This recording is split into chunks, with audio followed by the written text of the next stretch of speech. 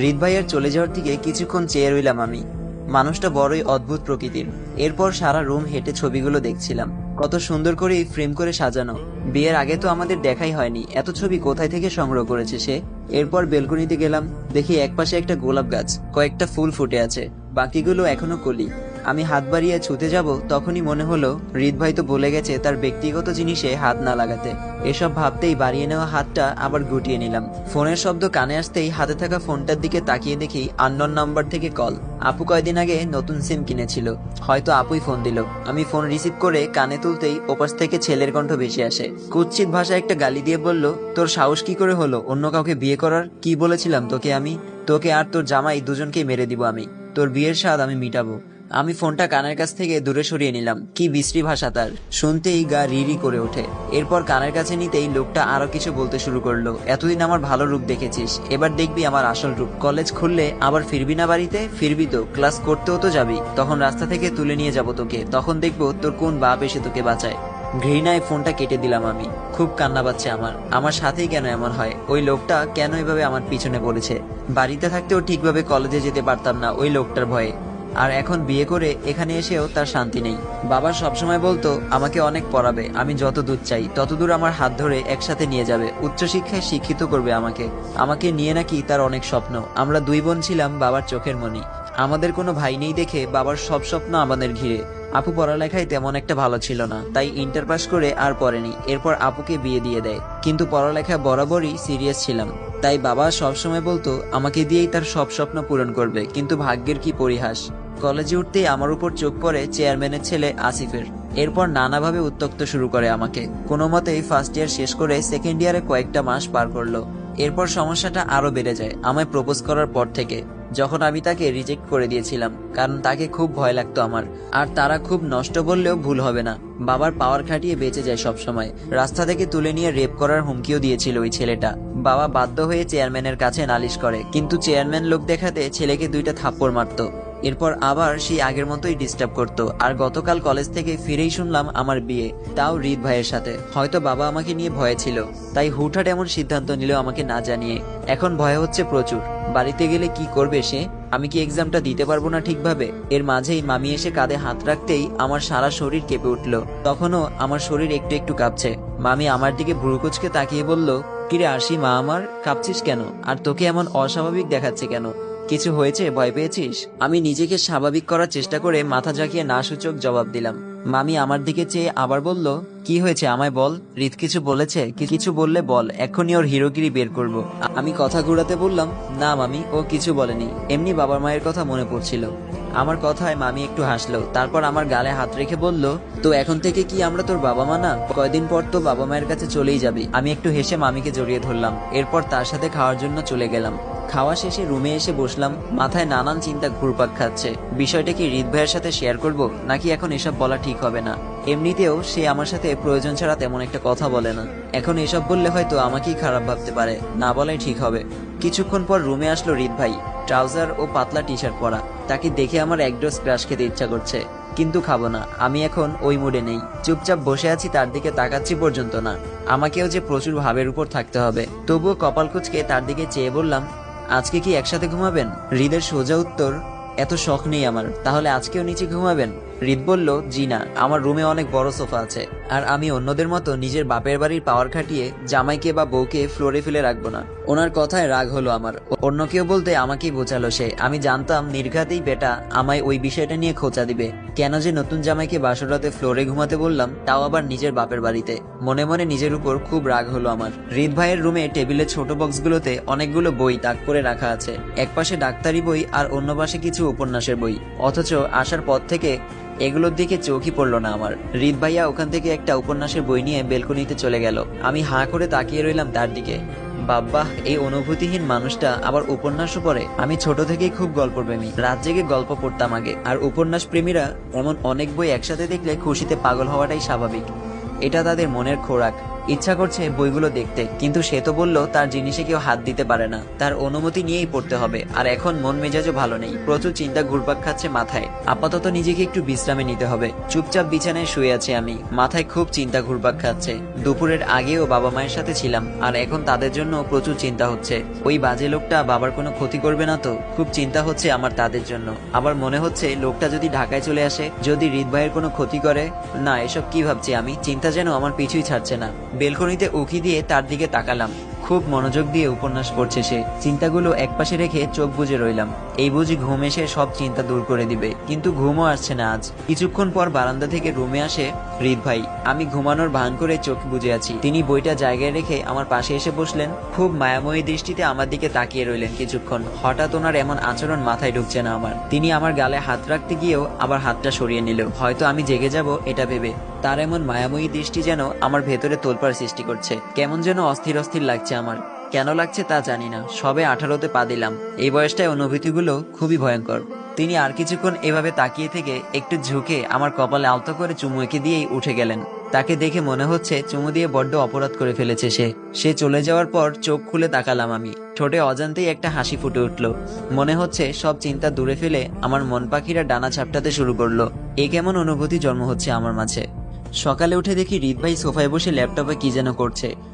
আমার চোখে এখনো ঘুমের রেশ কাটেনি, তাই দেরি না করে ওয়াশরুমে গেলাম ফ্রেশ হতে। একটু আগে মামি ডেকে গেছে নাস্তা করার জন্য। আমি ওয়াশরুম থেকে বের হয়ে দেখলাম উনি এখনো বসে আছে ওইভাবে। আমি ওর সামনে দাঁড়িয়ে ওর দিকে তাকিয়ে বললাম, নাস্তা করবেন না? কিন্তু আমার কথা যেন সে কানের এই পাশ দিয়ে নিয়ে ওই পাশ দিয়ে বের করে দিল। আমার রাগ হলো প্রচুর, অতিরিক্ত কোনো কিছুই ভালো লাগে না আমার। আমি রাগে ওর থেকে ল্যাপটপটা নিয়ে নিলাম এক টানে, আর বললাম, এই যে খাম্বা মহাশয়, আমার কথা কি আপনার কানে যায় না? এত ভাব দেখেন কেন আমার সাথে? একটু আগে মামি ডাকলো, শুনতে পাননি? সে আমার দিকে চেয়ে বলল, তুমি যাও, আমি আসছি, ল্যাপটপটা দেও এখন। আরশি বলল, দেবো একটা শর্তে। সে আমার দিকে ভ্রু কুঁচকে তাকিয়ে বলল, কি শর্ত? আমার গালে একটা ছোট্ট আপ্পা দিতে হবে। সে আমার দিকে এক দৃষ্টিতে তাকিয়ে বলল, তোমার কি মনে হয় এত সহজেই? এর মাঝে আমি তাকে থামিয়ে দিয়ে বললাম, এত কিছু মনে হওয়ার প্রয়োজন নেই। আমার সাথে ভাব দেখানোর অপরাধে এটা আপনার শাস্তি। হৃদ ভাই বলল, এত ঠেকা পড়েনি আমার। এই বলেই উনি উঠে নিচে চলে গেল।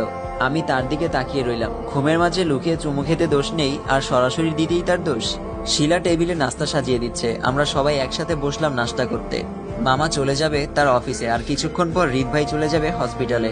এরপর বাসায় আমি আর মামি, শিলাও থাকবে। তখন সকাল 8টা। রুমে এসে দেখি হৃদ ভাই চুপচাপ বসে আছে। তার সাথে কথা বলার বাহানা খুঁজতে লাগলাম, কিন্তু খুঁজে পাচ্ছি না। হুট করেই সে আমায় বলল, এক কাপ চা এনে দাও তো আরশি। আমি একটু ভ্রু কুঁচকে তাকালাম তার দিকে। একটু আগে না চা খেলেন? হৃদ ভাই বলল, এখন আবার খাবো, প্রবলেম কি? কোথাও কি লেখা আছে 2বার চা খাওয়া অপরাধ? আরশি বলল, আচ্ছা আনছি। এই বলেই রুম থেকে বের হওয়ার জন্য হাঁটা ধরলাম। উনি এত ল্যাপটপ নিয়ে কি করছে তা নিয়ে রীতিমতো চিন্তা হচ্ছে আমার। কোনো মেয়ের সাথে কথা বলছে না তো আবার? দরজায় আসতেই উকি দিয়ে দেখার চেষ্টা করলাম, কিন্তু ও আমার দিকে রাগি লুক নিয়ে তাকাতেই আমি চলে গেলাম। আমি 2 কাপ চা বানালাম, দুজন মিলে একসাথে খাবো আর আড্ডা দিব। কিন্তু আমার ভাবনাকে তিনি জলে ফেলে বলল, চায়ে চিনি বেশি হয়েছে, আর বেশি চিনি খেলে আমার ডায়াবেটিস হয়। যাও এটা চেঞ্জ করে নিয়ে আসো। একটু রাগ হলো আমার, তাও জোরপূর্বক একটা হাসি দিয়ে চলে গেলাম আবার। এবার একেবারে ওনার মতো পারফেক্ট করে বানিয়ে নিলাম। ওর কাছে এসে চা এগিয়ে দিয়ে বললাম, এবার একদম ঠিকঠাক আছে। এবার উনি আমার দিকে চেয়ে দাঁত কেলিয়ে বলল, একটু আগেই তো চা খেলাম, এখন ইচ্ছা করছে না, 1 কাপ কফি এনে দিবে? এবার রাগে নিজের চুল নিজেই ছিঁড়তে ইচ্ছা করছে আমার। কেন যে কথা বলার বাহানা খুঁজতে ওর সামনে ঘুরঘুর করতে গেলাম। নিজেকে নিজে হাজারবার গালি দিতে দিতে আবার কিচেনের দিকে গেলাম। 1 কাপ কফি বানিয়ে তার কাছে এসে এবার তাকে কিছু বলার সুযোগ না দিয়ে আমি বলে দিলাম, এবার এটা না খেলে একদম মাথার উপর ঢেলে দিব। ভেবেছিলাম আমার কথায় ভয় পেয়ে এবার কাপ হাতে তুলে নেবে, কিন্তু তিনি তা না করে ল্যাপটপ রেখে উঠে দাঁড়িয়ে বলল, আমি তো অলরেডি তোমারটা খেয়ে নিয়েছি। এবার রাগে আমি তাকে বললাম, আপনি কি সত্যিই কফি খাবেন নাকি আমার সাথে মজা নিচ্ছেন? আপনাকে এখন আমি। উনি আমার দিকে ফিরে বলল, কি আমাকে কি? আমি একটু ঘাবড়ে গেলেও সাহস নিয়ে তাকে বললাম, মাথায় তুলে আছাড় দিতে ইচ্ছা করছে। তিনি আর কিছু বলল না। আমার দিকে হালকা এগিয়ে আসতেই আমি 2 পা পিছিয়ে যাই। পিছনে একটা কাভার্ড রাখা, ওটার সাথে পিঠ ঠেকে গেল আমার। তিনি আমার 2 পাশে হাত রাখতেই চোখ বন্ধ করে নিলাম আমি। কি করতে চাইছে সে, আর এখন আমার কি প্রতিক্রিয়া করা উচিত তাও ভেবে পাচ্ছি না। মাথা শূন্য হয়ে চুপচাপ দাঁড়িয়ে রইলাম পরিস্থিতি বোঝার চেষ্টায়। আমায় একটু তার দিকে সরিয়ে পেছনের কাভার থেকে একটা টাওয়া নিয়ে ওয়াশরুমে চলে গেলাম। বুকে হাত দিয়ে একটা বড় নিঃশ্বাস নিলাম আমি। আর একটু হলেই দমটা বেরিয়ে আসতো। লোকটা আসলেই সুবিধার না। ভেবেছিলাম এই বাড়িতে যে কয়দিন আছি তাকে জ্বালিয়ে মারবো, আর হলো কি, সে নিজেই আমাকে গড়াগড়ি খাওয়াচ্ছে। মামা অনেক আগেই চলে গেছে। হৃদ ভাইয়া ওয়াশরুম থেকে বের হয়ে রেডি হচ্ছিল। দরজার পাশ থেকে আমি তার দিকে চেয়ে আছি অপলক দৃষ্টিতে। মানুষটাকে কিছুক্ষণ ভয় লাগে, আবার কিছুক্ষণ বিরক্ত লাগে, আবার কিছুক্ষণ মনে হয় জ্বালিয়ে মারি, আবার এখন ভালো লাগছে। যাই হোক, স্বামীর দিকেই তো তাকিয়ে আছি, দোষ কোথায়? আমি এখন বিবাহিত, এটা ভাবতেই মাঝে মাঝে আমার নিজেরই বিশ্বাস হতে চায় না। তবে অনুভূতিগুলো পরিবর্তন হতে শুরু করেছে।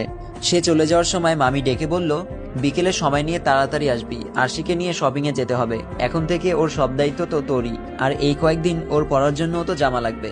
হৃদ ভাই বলল, আচ্ছা মা, আমি আসি। এই বলেই বেরিয়ে গেল হৃদ ভাই। আমার মনে হলো সে বিরক্ত বোধ করছে। যাই হোক, ওসব না ভেবে মামিকে বললাম, আচ্ছা মামি, সে বিয়ে করেছে আর 2 দিন সময় বের করতে পারেনি? আমার কথায় মামি কোনো উত্তর দিল না, শুধু মুখ টিপে হেসে চলে গেল ভিতরে। আমি হা হয়ে তাকিয়ে রইলাম। হাসির মতো কি বললাম আমি তো শুধু জানতে চেয়েছি আজব। সন্ধ্যায় বাড়ি ফিরল হৃদ। গাড়ির শব্দ শুনতেই আমি ব্যালকনিতে গিয়ে দাঁড়ালাম। দেখি সে গাড়ি রেখে ভেতরে আসলো। রুমে এসে সোফায় বসে আমায় উদ্দেশ্য করে বলল, 1 গ্লাস ঠান্ডা পানি দিবে আরশি? সকালের মতো করবেন না তো আবার? হৃদ ভাই বলল, মানুষ কি সবসময় ফানি মুডে থাকে? আরশি বলল, বাহ, আপনি ফানি মুডেও থাকতে পারেন, জানতাম না তো। সবসময় তো গম্ভীর হয়ে থাকেন। হৃদ ভাইয়া আমার দিকে ভ্রু কুঁচকে তাকিয়ে বলল, আমায় ভয় পাও না? আরশি একটা ডোন্ট কেয়ার ভাব নিয়ে বলল, আরশি কাউকে ভয় পায় না। হৃদ বলল, সাহসী মেয়ে।